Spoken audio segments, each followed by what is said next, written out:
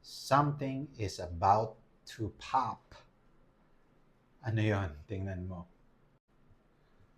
Alright, we are in the DXY chart.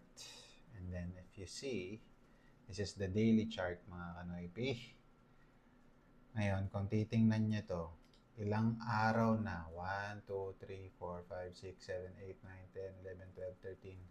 13 days of consolidation. And we'll just mark resistance right here. And then we will mark support down below. Ngayong araw na to, hindi pa close ang market. Pero mukhang magbe-break out na siya sa support level na yan. Hindi tayo sure kung fake out yan, but I want to be very data driven. And I want to show you this. Lumabas kanina yung data ng ISM Services PMI, but that changed the overall story for the dollar. Okay. Try to follow mga kanoypi.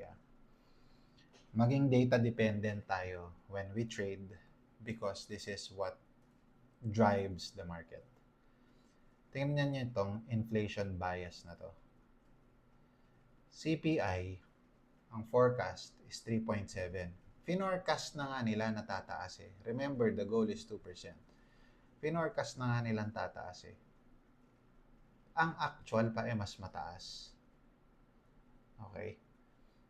PPI, ang forecast nila, 4.9.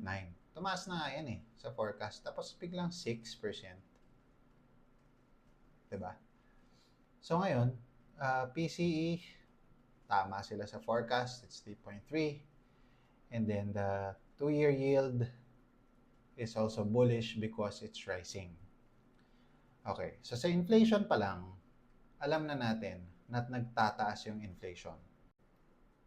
So dahil tumataas ang inflation, ibig sabihin sa utak ng Federal Reserves, maaari na pinag-iisipan nila na taasan ng rates, interest rates, or steady na lang muna natin sa ganito.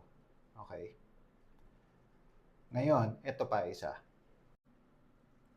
Okay, dito pa rin tayo sa US dollar, ha? Economic growth. GDP growth, bagsak. Forecast is 2, bagsak. But everything, manufacturing, services, and consumer confidence, all are above forecast, making economic growth a bullish sentiment. Okay? Okay, so pagsamahin natin ha. Alam natin, base sa mga data lang, inflation rising, which means interest rates becomes attractive because it's either going to go up or it's gonna steady where it's at now. Tapos, economic growth bias, ibig sabihin, lumalakas ang ekonomiya ng US in the exception of GDP. Right? Kasi medyo miss dun eh. Tapos ito, last na ha. Sa Biyernes, non-farm payroll. Okay. Pag tinignan natin sa Forex Factory, non-farm payroll, ang inaasahan nila, kumpara sa previous na 115, inaasahan nilang bababa. So pag ito tumaas, another strong signal that dollar is going to strengthen up. Ngayon, bumalik tayo sa chart.